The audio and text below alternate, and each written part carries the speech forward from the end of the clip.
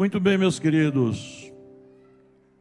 Dentro da nossa campanha, eu e a minha casa serviremos ao Senhor.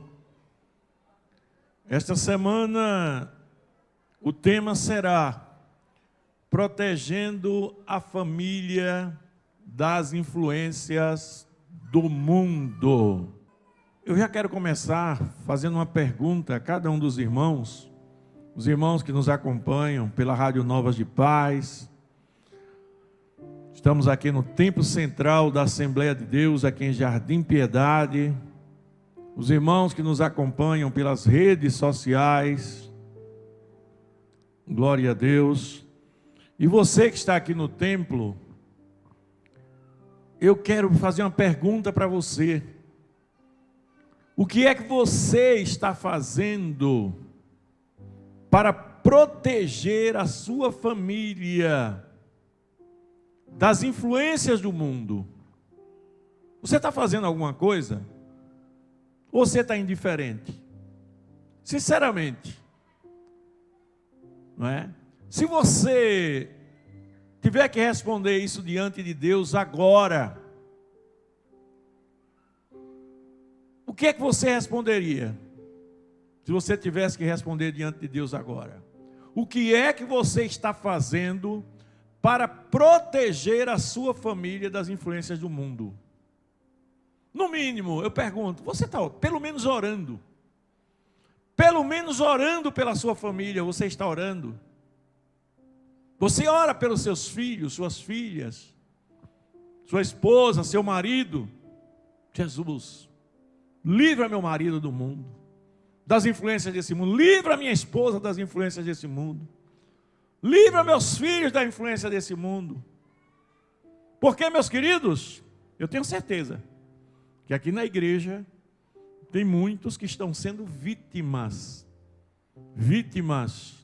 Seus parentes, filhos, maridos, esposas, filhas, estão sendo dominados por alguma artimanha diabólica de Satanás neste mundo, e agora não estão fazendo a vontade de Deus, e alguns aqui estão sofrendo por isso. Veja que é importante você fazer alguma coisa. Então, o tema dessa semana, nós lemos aqui um texto, na primeira carta de João, no capítulo 2, versículo 15, que ele começa dizendo assim: não ameis o mundo, nem o que no mundo há. Veja bem, não ameis o mundo, nem o que no mundo há. E quando a Bíblia diz não ameis o mundo, não está se referindo ao planeta Terra, não está se referindo, vamos dizer assim, ao mundo geográfico, está se referindo ao sistema comportamental que domina este mundo. Quando a Bíblia diz não ameis o mundo, está se referindo aos costumes do mundo, às tradições do mundo, aquilo que o mundo vive praticando. Se você vê aí na sequência, diz não ameis o mundo, nem o que no mundo há. Aí diz assim: se alguém ama o mundo, o amor do Pai não está nele. Veja só, por quê? Aí, porque tudo que há no mundo, primeiro, a concupiscência da... Veja bem, enquanto a igreja vive lutando contra os desejos da carne, a igreja de Deus, ela vive lutando contra os desejos da carne. De vez em quando, você se surpreende com a sua natureza carnal querendo lhe levar para o pecado. Sim ou não? Sim. Eu me lembro até uma história, parece engraçada, mas um velhinho já, um presbítero velhinho já. Uma vez ele estava num local assim, aí passou uma banda de carnaval fazendo uma batucada, e ele estava sentado, ele virou o rosto assim, aí quando foi daqui a pouco ele ficou assim, a perninha dele estava já acompanhando o ritmo. Aí ele olhou para a perna assim, deu um murro na perna, ela fez, essa carne. É porque é uma coisa que às vezes é sem você querer. A sua natureza carnal está dentro de você. A sua natureza pecaminosa, ela está dentro de você e muitas vezes ela quer lhe levar para o erro, para distante de Deus. Ela quer o pecado, ela quer o mundo. E nós vivemos lutando contra isso. Veja bem, enquanto a igreja está lutando contra isso, nós estamos aqui lutando contra essas coisas. O que é que há no mundo? A concupiscência da carne, o liberalismo total. O prazer, os prazeres carnais dominam. Aí a Bíblia diz, não ameis o mundo, nem o que no mundo há, porque tudo que há no mundo, a concupiscência da carne, desejo da carne liberado. Outra coisa que nós lutamos aqui, e que no mundo também é liberado, a concupiscência dos olhos. A internet, meus amados, hoje, eu diria assim, uma fonte que pode ser de bênçãos, mas também pode ser uma fonte de coisas diabólicas. Tem muitas coisas boas na internet. E vai depender de como as pessoas usam. Mas você veja que hoje, irmãos, a indústria pornográfica é uma das indústrias que mais faturam dinheiro no mundo. A indústria pornográfica, o consumo, as visualizações na internet. E a Bíblia nos ensina, não porei coisas más diante dos meus olhos. A Bíblia nos ensina, os teus olhos são a luz do teu corpo. Se teus olhos forem bons, todo o teu corpo terá luz. Mas se teus olhos forem maus, teu corpo serão trevas. E quão grandes serão tais trevas. Veja que aqui, não ameis o mundo, porque o mundo ama essas coisas, irmãos. E nós lutamos contra essas coisas, concupiscência da carne, concupiscência dos olhos e a soberba da vida. Não, aqui, enquanto no mundo ensina as pessoas, você tem que ser o cara, a poderosa, você tem que ser aqui ensina a humildade. Aqui a Bíblia diz que os pequenos serão exaltados e os exaltados serão humilhados. Então veja que essas coisas são ensinadas por Jesus e nós temos que proteger a nossa família contra a concupiscência dos olhos, contra a concupiscência da carne, contra a soberba da vida. Porque, meus amados, nos dias atuais, os valores bíblicos estão sendo desafiados. E muitas famílias estão perdendo a identidade espiritual, cedendo às pressões. As famílias estão perdendo a identidade espiritual, cedendo às pressões culturais, cedendo às pressões da sociedade, cedendo às pressões pornográficas, cedendo às pressões da linguagem do mundo. Aleluia! A tua família não é deste mundo, a tua família é de Deus. A tua família é diferente. Aleluia! Então, meus amados, Deus nos chama para protegermos as nossas famílias, as nossas casas, dessas influências malignas que estão separando as famílias de Deus. O Senhor Jesus, Ele profetizou, e Ele disse que nos últimos tempos se levantaria pai contra filho, filho contra pai, irmão contra irmão, e os inimigos do homem seriam os da sua própria casa. Sabe por quê? Porque Ele sabia, meus amados, que as pessoas iriam amar mais o mundo do que ao próprio Deus. E olha o que a Bíblia diz, porque pequena é a porta, ou estreita é a porta, e estreito é o caminho que leva à salvação, poucos são os que entrarão por ela. E como larga é a porta e larga é o caminho que leva à perdição, muitos são os que entrarão por ela. Então Satanás, ele está atacando muitas famílias. E eu disse aqui, logo no começo, que Satanás, ele não quer operar, não é daquelas pessoas que estão brincando no carnaval, não.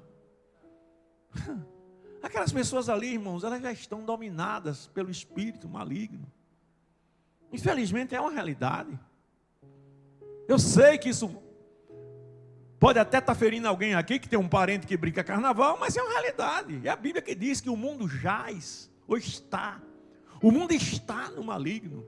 E a pessoa que vai para uma festa onde só tem embriaguez, uma festa onde só tem prostituição, uma festa onde só tem libertinagem, liberalismo, homossexualismo, tudo que não presta está ali. Uma festa que se chama festa, mas que os preparativos para a festa são preparativos somente para coisas ruins. Preparativos para essa festa de carnaval. Pronto-socorro está preparado. Polícia militar está preparada. Cemitérios para receber os mortos está preparado. Banco de sangue está preparado. Veja quanta coisa se prepara para o carnaval. Aleluia. E Satanás, ele não está nem um pouquinho preocupado. Ele já tem os dele lá para trabalhar ali. Mas ele olha para a tua casa. Olha para a tua família. Vê Deus na sua vida. Ele sabe que você é uma ameaça para ele. Ele sabe que você é uma ameaça para ganhar sua família, porque você é um canal de Deus para ganhar sua família. Você sabia que você é um canal de Deus para ganhar sua família? O problema é que as pessoas sabem, irmão, mas fica... vai, mas não vai, mas eu gosto disso ainda, eu gosto daquilo ainda, eu ainda estou fraca nisso, eu ainda estou crente Guiné, né? Estou fraco, não é? Sempre está fraco. E quando é que tu vai ficar forte? Você tem que fazer sua parte. Aleluia! Então, meus amados, quando a Bíblia diz, não ameis o mundo, isso está falando de quê? Separação espiritual. Separação espiritual. Aleluia. Lá no livro de Tiago, no capítulo 4, versículo 4, a gente vê a Bíblia dizendo assim, olha. Adúlteros e adúlteras. Veja bem, adúlteros e adúlteras aí, não significa que está traindo o marido ou a esposa, não. É o adultério espiritual. Trocando Deus por Satanás. Que coisa grave, né? Aleluia! Olha lá, está ali, ó. Adúlteros e adúlteras. Não sabeis que a amizade do mundo é inimizade contra Deus?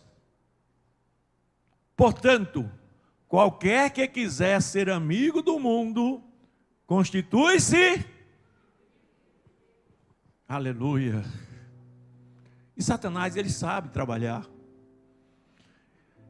Satanás, irmãos, ele se transforma em anjo de luz. Satanás, ele não chega com 2 chifres grandão, pegando fogo, saindo fogo pelos olhos e pela boca, não. Ele pode ser ruim, ele pode ser maligno, mas burro ele não é, não. Ele entra de maneira sutil. Ele entra de maneira sutil e vai aos poucos, dominando as pessoas. E sabe como é que ele entra? Veja bem, hoje você vai ver, se você disser assim, pastor, tem mais homossexual nos dias atuais ou no passado também era assim? No passado também tinha a mesma coisa, irmão. Você vai encontrar Sodoma e Gomorra sendo destruída por causa do homossexualismo. Hoje tem muito homossexual, tem, mas naquela época também tinha. No passado, há 50 anos atrás, 60, mas só que as pessoas se envergonhavam. Que a sociedade não declarava como hoje está acontecendo. Hoje a gente vê a imposição, querendo que você aceite, que você, basta você falar como eu estou falando aqui, que se alguém ouvir já vai dizer que é homofóbico, né? Homofobia é querer bater em homossexual. Homofobia é querer agredir, odiar eles. Mas você falar, isso não é homofobia. Falar que é pecado quer dizer que a Bíblia é homofóbica. A Bíblia é homofóbica? Não é. Então Deus alerta. Mas o que é que eu quero mostrar para vocês? É porque Satanás, ele sabe trabalhar, eu estou dizendo. Aí ele cria um novo método de enfraquecer a sociedade, que é a feminização dos homens. Não é transformar os homens em homossexuais, é criar homens afeminados. Por quê? Porque ele tira o poder de reação do homem. O macho, o hormônio que impulsiona ele é a testosterona. O macho, ele fala grosso. O macho, ele tem gestos bruscos. O macho de verdade, ele gosta de competir. Ele é empreendedor. Mas você vai ver hoje, Satanás entra na sociedade com uma doutrinação, onde ele vai enfraquecendo, cria roupas unissex. É o homem usando enfeites de mulheres, os gestos, não é? A maneira de falar, e vai virando moda. E tem gente que acha bonito. E você chega em determinados ambientes por aí, você vai encontrar muitos homens assim, afeminados. Eles não são homossexuais não, mas são afeminados. E muitos vão também se tornando homossexuais. Qual é a finalidade disso, irmão? Enfraquecer a sociedade e destruir as famílias. Por quê? Porque um homem afeminado, ele não quer saber de casamento. Os homens hoje querem assumir responsabilidade com casamento, querem brincar, quer ficar e deixar para lá. Veja que vai criando um problema, por quê? Porque Satanás vai destruindo a célula máter da sociedade, que é a família. Você deve estar vivendo problemas dentro de casa, com família. De onde é que vem esses problemas? É da televisão, é da internet, é da formação cultural que teu filho recebeu na escola, que tua filha recebeu na escola. De onde é que vem esses problemas? De tudo isso. Então amar o mundo significa se separar dessas coisas. Eu não quero ser inimigo de Deus. Aleluia! E às vezes a gente fala, veja bem, isso é para os jovens em especial, mas não é só para os jovens não, é para os adultos também. Às vezes a gente fala umas coisas e as pessoas não entendem. Veja bem, Deus fez o homem à sua imagem e à sua semelhança.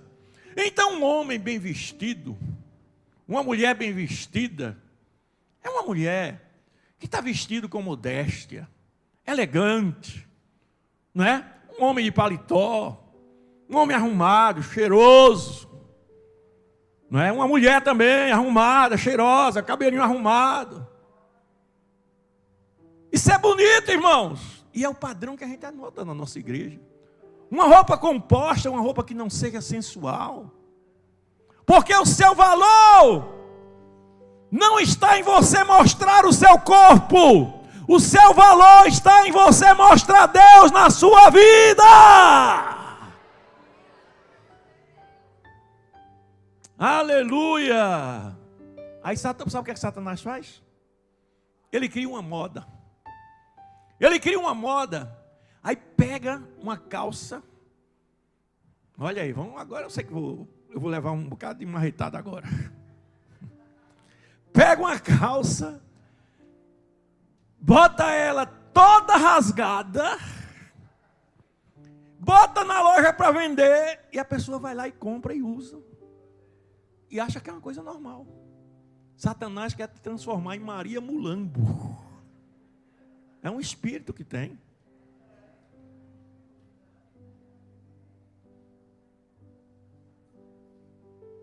Aleluia. Quem dá para dar uma glória para Jesus?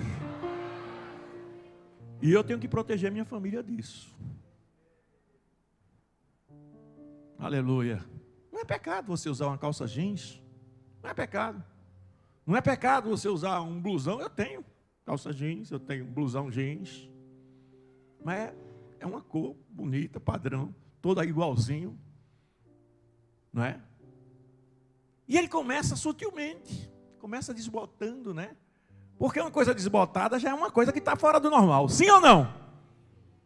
Ah, mas desbotado não é nada demais, não. É na tua cabeça que não é nada demais. Porque se esse paletó aqui ficar desbotado, eu não quero mais ele. Aqui tem muita gente que se a roupa ficar desbotada, não quer mais a roupa. Uma pessoa vai e bota uma roupa desbotada, como se fosse. Depois vem desbotada, rasgada, unissex. Oi.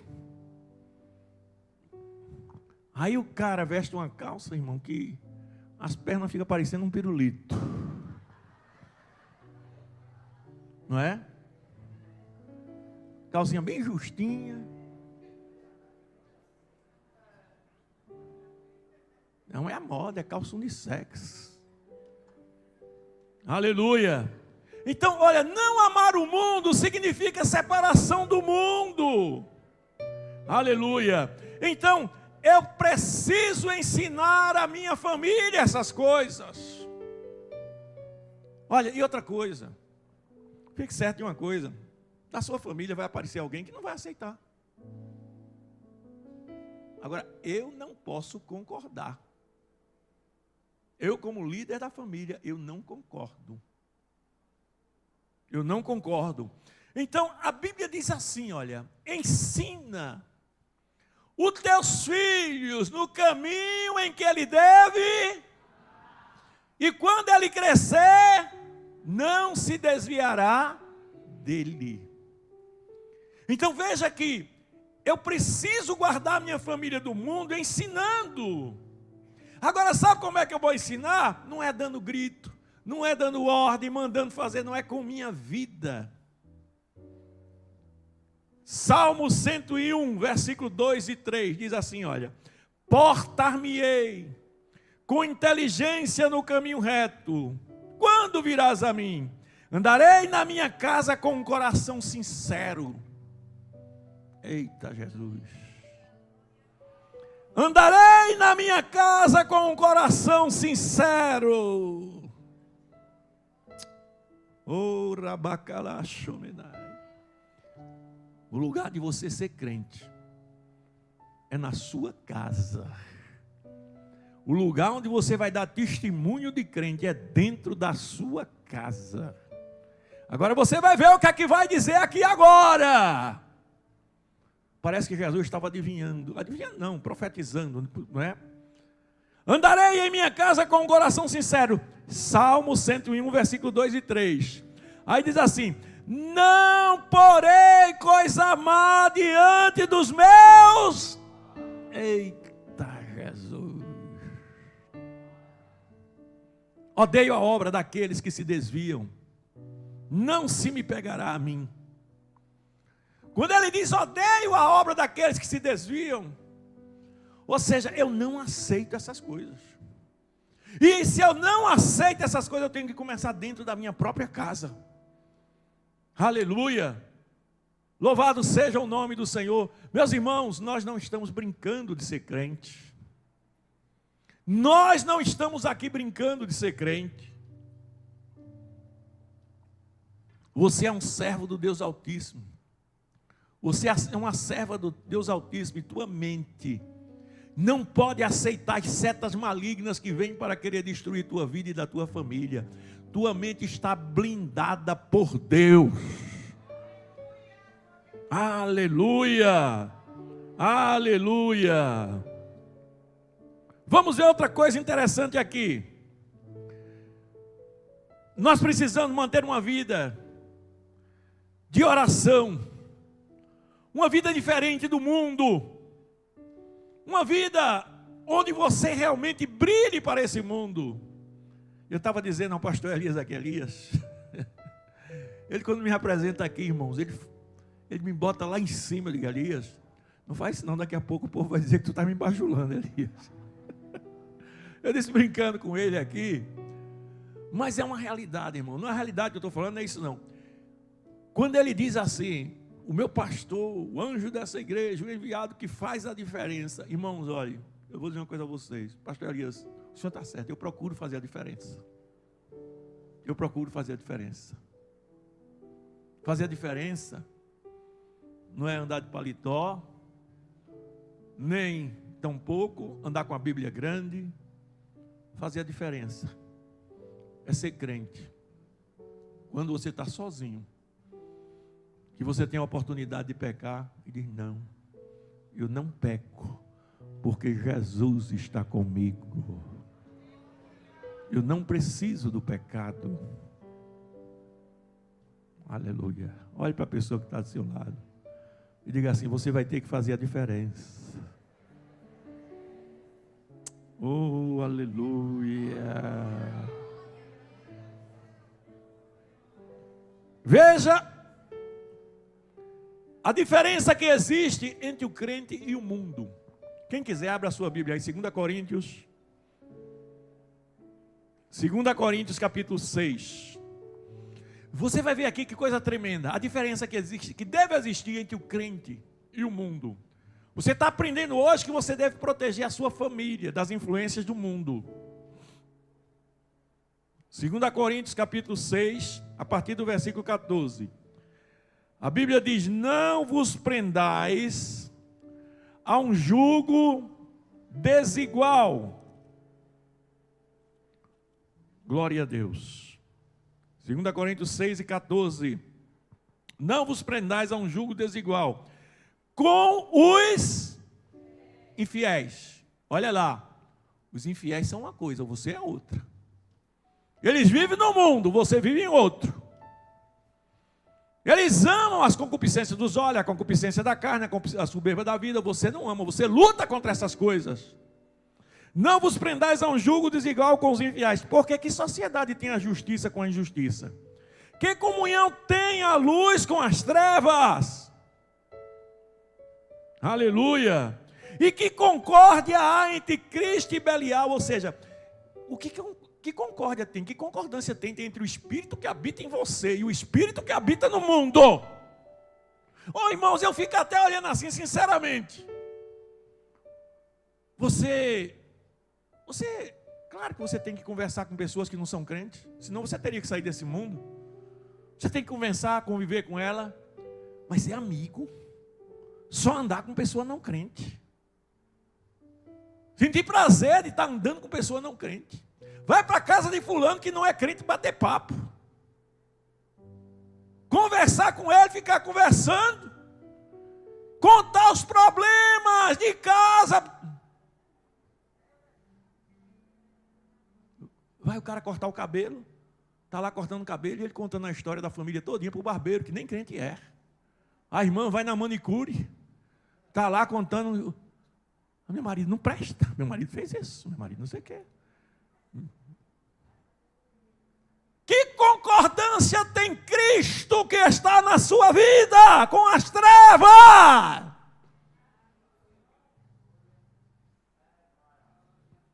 Aleluia! Aleluia! Aí diz aqui o versículo 15, ou melhor, versículo 16: e que consenso tem o templo de Deus com os ídolos? Porque vós sois o templo de Deus vivente, como Deus disse: neles habitarei e entre eles andarei, e eu serei seu Deus e eles serão meu povo. Pelo que sai do meio deles, apartai-vos, diz o Senhor, e não toqueis em nada imundo, e eu vos receberei.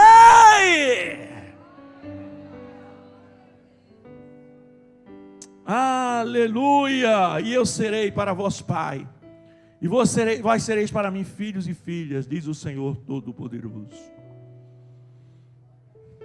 Aleluia! Meus amados, você só vai vencer quando você entender que esse compromisso que Deus cobra de você, você sabe que Deus cobra compromisso de você.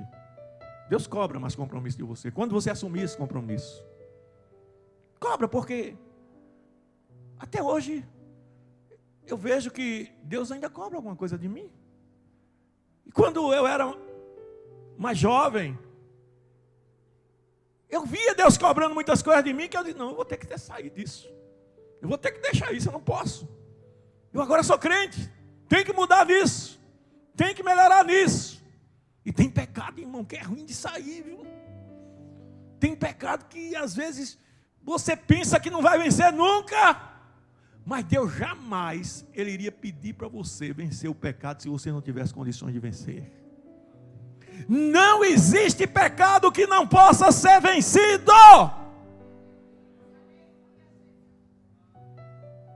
Aleluia! Louvado seja o nome do Senhor. Então veja bem, aqui diz assim: e eu serei para vós pai, e vós sereis para mim filhos, diz o Senhor Todo-Poderoso.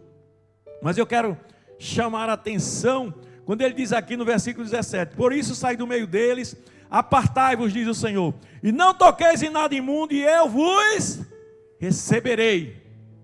Bota aí, é o 17, 2 Coríntios 6 e 17, glória a Deus, e eu vos receberei. Então veja bem, quando ele diz eu vos receberei, eu quero chamar a sua atenção para Deus, que olhou para o mundo, e a Bíblia diz que Deus se arrependeu de ter feito o homem. Ele olhou do céu para o homem e disse, não, eu vou destruir a terra. Mas ele viu um homem que agradou ele. Quem foi esse homem? Quem sabe?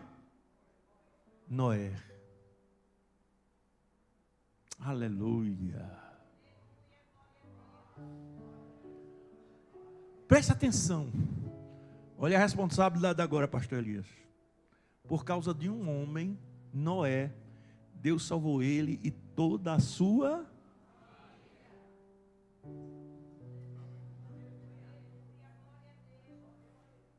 Aleluia. Veja como é importante um homem de Deus. Por causa de um homem, Deus salvou ele e toda a sua família. Noé, junta teus filhos, tua mulher, e ainda salvou os animais. E entra numa arca, porque eu ia destruir a terra, mas você não.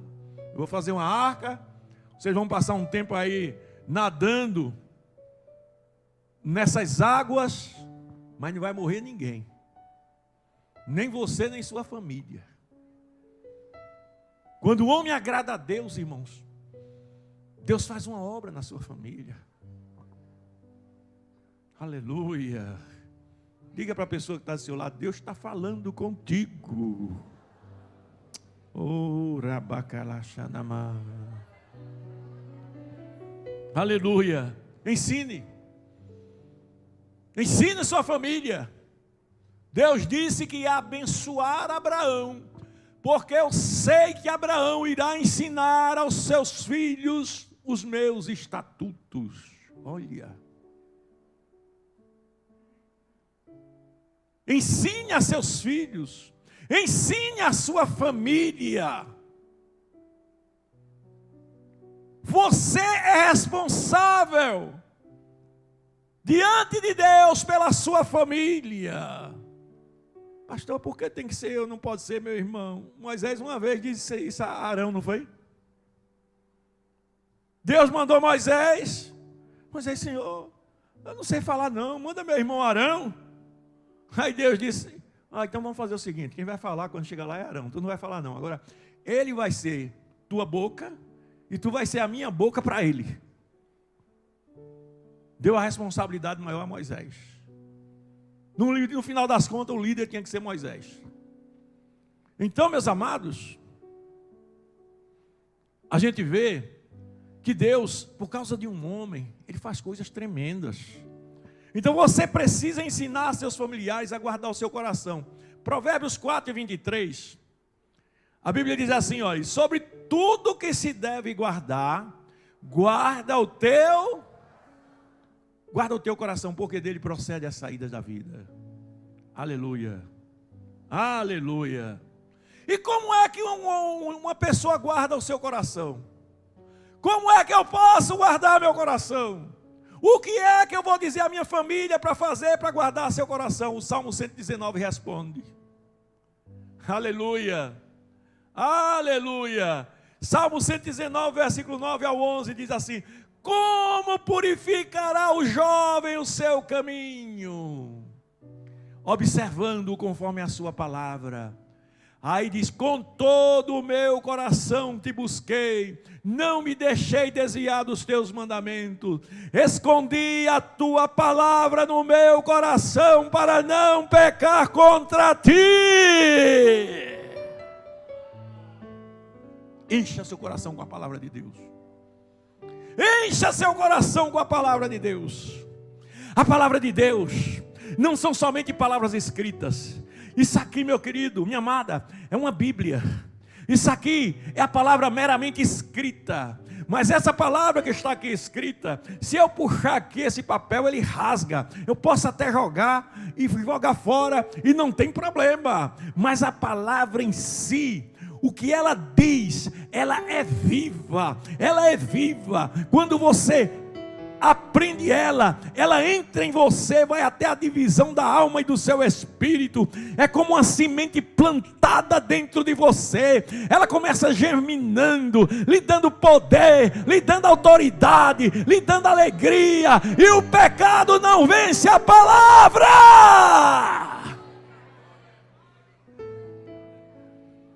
Aleluia! Aleluia! Existe um texto da Bíblia que fala também sobre isso. Deuteronômio 6 e 9. Capítulo 6, versículo 6 ao 9 diz assim: estas palavras que hoje te ordeno estarão no teu coração, e tu as ensinarás a teus filhos, e dela falarás assentando em tua casa, e andando pelo caminho, e deitando-te e levantando. Também as atarás por sinal na tua mão, e te serão por frontais entre os teus olhos, e escreverás nos umbrais da tua casa e nas tuas portas. Aleluia, a orientação de Deus, irmãos. Olhe, coloque a palavra em todos os lugares.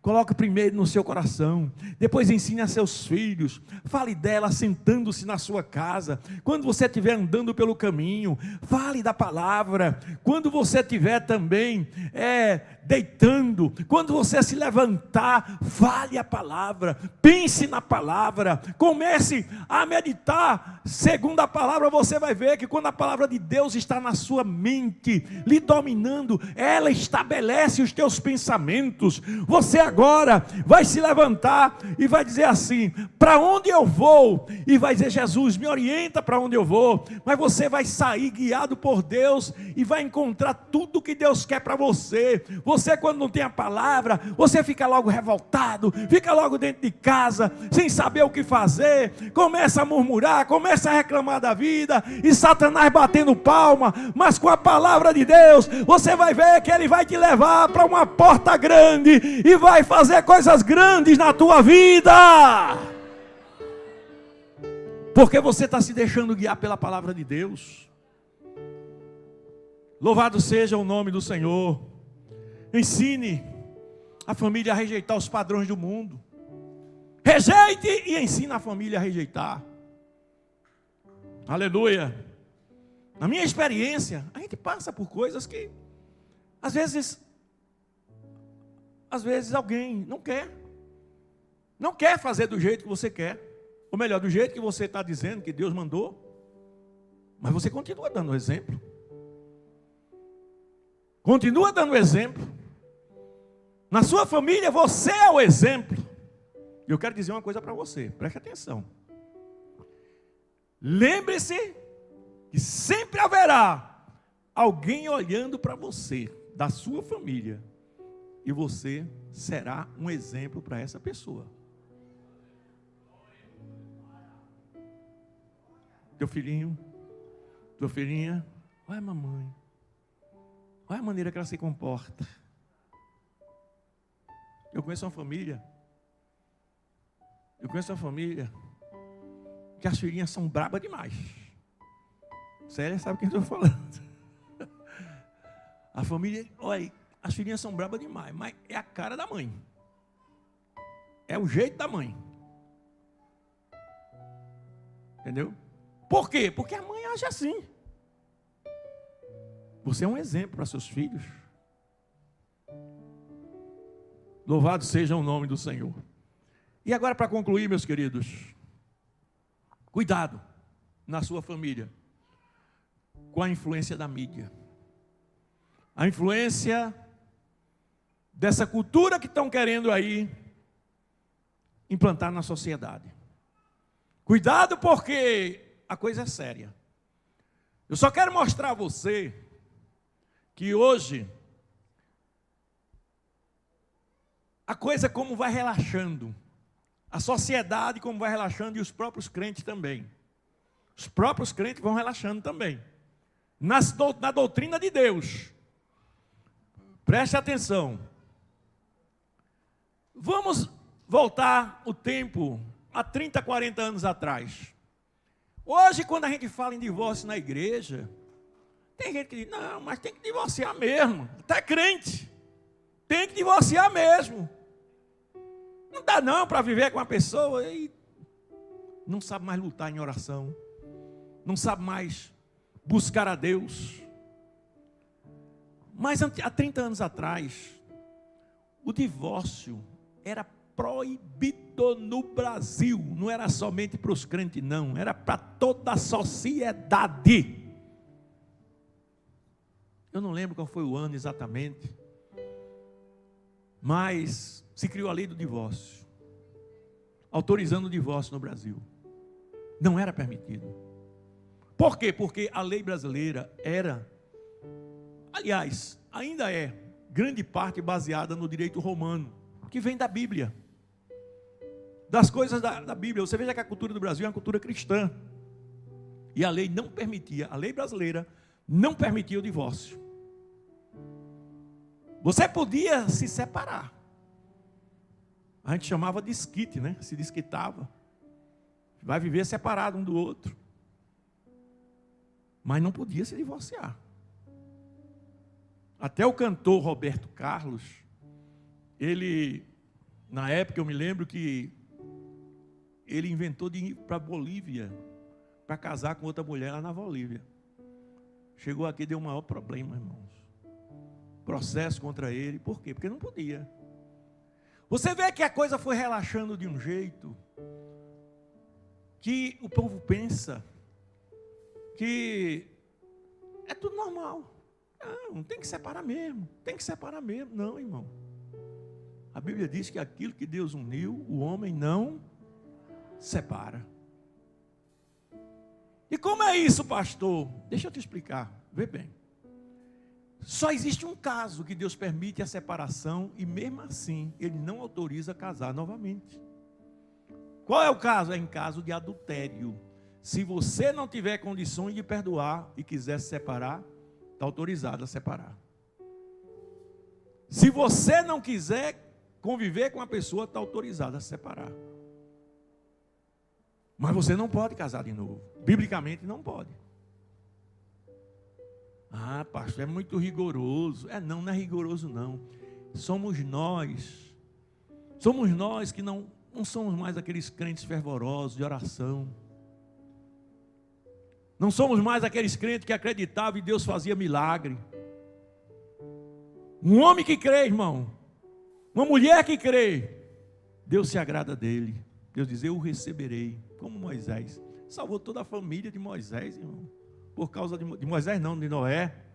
Por causa de Noé. Você observe que Deus, um dia ele foi destruir Sodoma e Gomorra, e ele não destruiu a cidade de Sodoma e Gomorra também por causa de Ló, um crente. E um crente meio fraquinho, viu? Não eram esses crentes todos, não. Você sabia que na sua casa, muito mal não aconteceu ainda, porque Deus tem um projeto na tua vida. Aleluia, na tua casa não tinha anjo não. Quando você não era crente, na tua casa não tinha anjo não. Mas você pode até não ser aquele crente tão fervoroso, não ser aquele crente tão dedicado, mas quando você vai, o anjo está junto de você com a espada desembainhada ali protegendo. Quando você entra em casa, os demônios saem pulando pela janela. Você veja que de vez em quando tem um irmão seu, uma irmã, é mãe, o pai, o marido, mulher, que quer se levantar contra. E se levanta de uma maneira que, se você não tiver visão espiritual, você vai brigar com ele. Mas se você tiver visão espiritual, você fica: Jesus, tem misericórdia, porque eu sei de onde é que vem essas agressões. Aleluia! Então, meus queridos, eu estava falando aqui da influência da mídia. Cuidado. Não vos conformeis com esse mundo, mas transformai-vos pela renovação do vosso entendimento. E a tarefa dessa semana vai ser você trocar, pegar esse tempo que você dedica ao celular, pegar esse tempo que você dedica a ficar olhando YouTube, seja lá o que for, a não ser que você esteja fazendo para a glória de Deus. Por exemplo, você ouvindo a rádio na hora de paz, é diferente. Você está alimentando sua alma, você está ouvindo hinos oficiais, hinos abençoados, está ouvindo mensagens. Mas em vez de ficar lá, não é, no WhatsApp, conversando besteira, você vai pegar esse tempo e trocar por alguma coisa espiritual. Leitura da Bíblia, oração ou louvor a Deus. Tua natureza vai fazer assim, ó. Quando você pega o celular para olhar, aí você pega assim: meu Jesus, tu és bom, tu és tudo para mim. Foste morto. Olha para ele assim, vai ficar aí. Hoje não, essa semana não. Tu mereces louvor. Tua natureza vai ficar com saudade disso aqui, não vai? Não é jejum de celular não, que você não vai comer celular não. Jejum é de comer, não é? É abstenção mesmo. Se abster de coisas que tomam teu tempo, trocar por coisas que glorificam a Deus. A tarefa dessa semana vai ser essa. Para quem quiser seguir e fazer a vontade de Deus. Amém?